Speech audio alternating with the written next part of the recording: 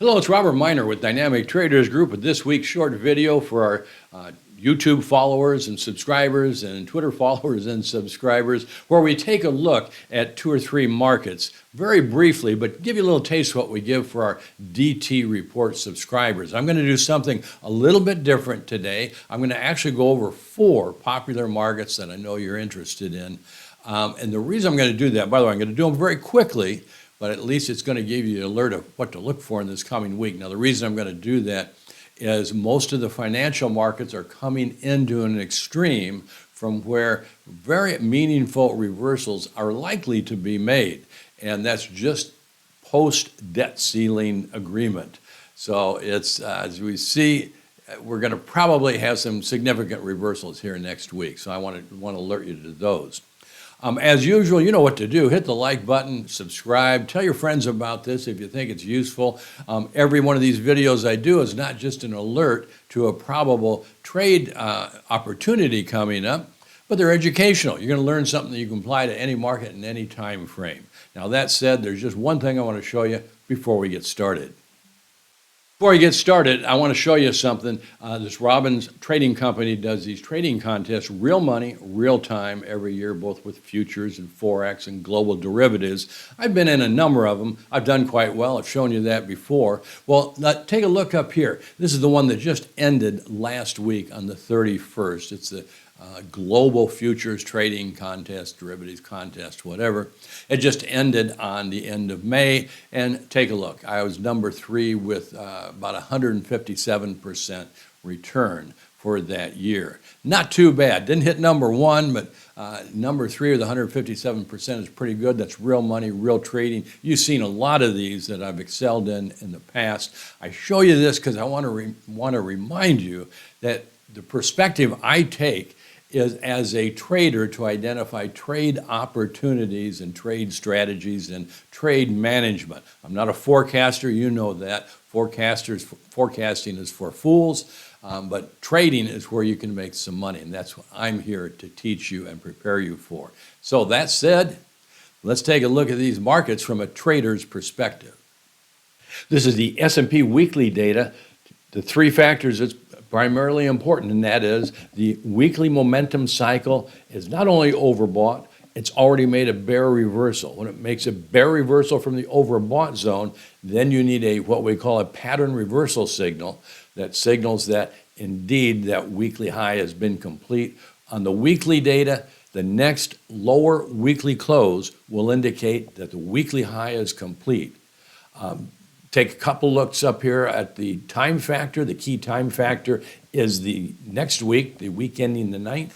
That is the low to high, and that is typically the maximum time before a reversal is made. It just happened, of course, as we know, this past week with the debt ceiling being raised, happened to coincide with the jobs report, which is frequently a multi-week reversal. So we want to be totally on alert next week for a reversal signal to complete that weekly high. We haven't got that signal yet. This is the daily data. Daily momentums have reached dual look back overbought. That's a dual time frame momentum cycle to complete the higher time frame weekly high. As I explained in a prior video, this is what we call an ending diagonal. When it's complete, then the higher time frame weekly should be complete. And if you know from prior videos that I've had, the next weekly high has the potential for being the high for the year. So at the very least, a high that's going to last a few weeks. A close below 42.0550 should complete that weekly high, followed by sideways to down for 3 or 4 weeks at least. So this is gold weekly, and as you know, I've been looking for a weekly low in gold for the past couple of weeks. Quick review. Weekly momentums have reached dual look back oversold. That's a strong warning that a weekly low is near. They haven't made a bull reversal yet, and it's only when they make a bull reversal can we confirm that a weekly low should be complete. So this past week was in the almost ideal position to complete that weekly low, which should be a wave A of an ABC correction or some other sort of correction. But it hasn't been confirmed that that low is complete yet. We always look for reversal confirmation.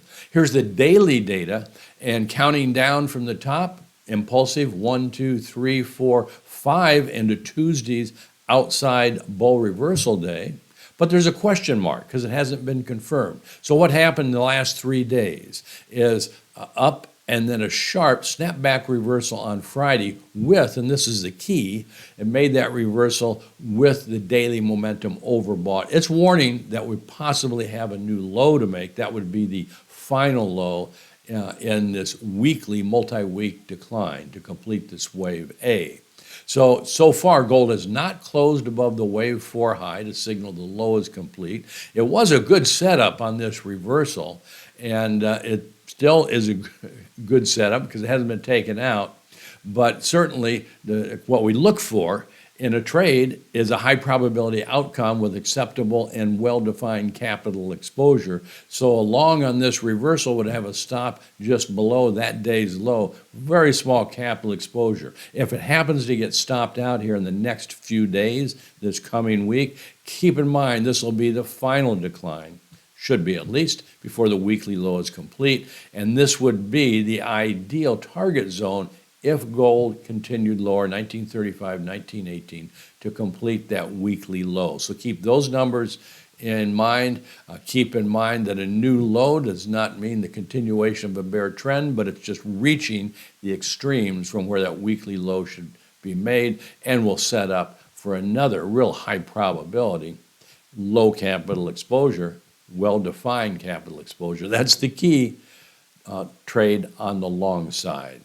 So this is the crude July contract weekly data. I'm just going to show you this one chart. I want to bring this to your attention because I think it's a special situation. We don't look at crude all the time, but it's a great market to trade, and particularly when it looks like it's coming into a position for a multi-week low. So next week should be the maximum time before a weekly low is complete. That's the week ending June 9th. The weekly momentums have made a dual look-back bull reversal and have basically been sideways since that bull reversal was made. So we're looking for a signal that the weekly low is complete. And so here would be that signal, and that would be a weekly close above 72.67. So if next Friday closes above 72.67, crude has probably completed a weekly low and will be then net bullish for several weeks. So we want to be aware of that, and that it's a possibility because of the longer term position of crude, we don't have time to go over, that this may be more than just a weekly low, maybe a multi-month low. So it's a market that you should be looking at for a long position on a trigger on the smaller time frame. I think this is a special situation to be alert to. So this is the Bitcoin monthly chart. There's really just one thing I want to show you on here. I don't have much on it except some interesting times of major reversals. Let's go back to 2019. That is June, very significant top in 2019, followed by several months net bear trend.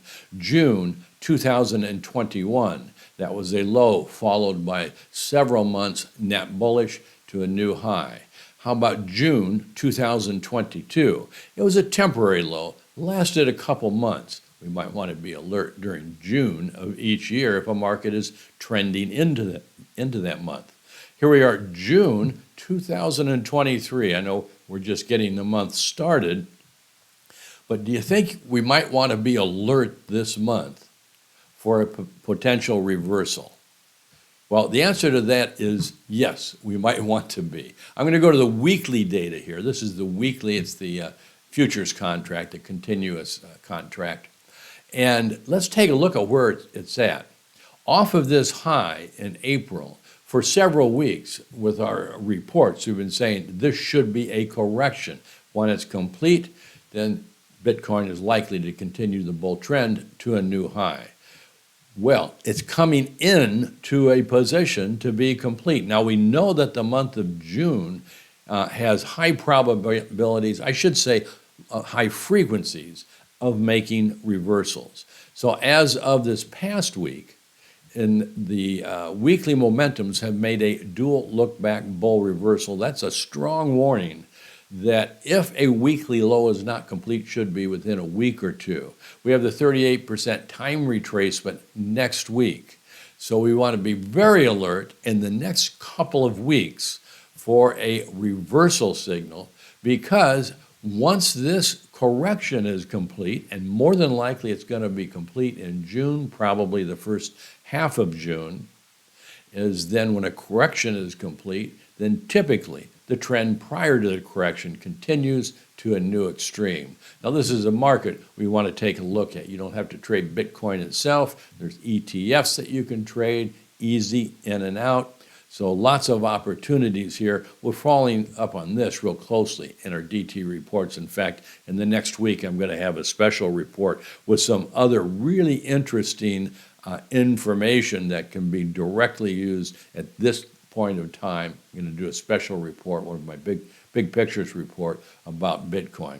I think it's going to be real eye-opening for our subscribers. Well, that's it for today, my friends. You should be prepared for a good trade opportunity this coming week. If you're interested to keep up on these markets, we update you 3 times a week on our DT report. So go down in the comments section down here and you can get a link if you want to learn more. You can also sign up for our Traders News. It's absolutely free. And we have some more updates on there that are absolutely free.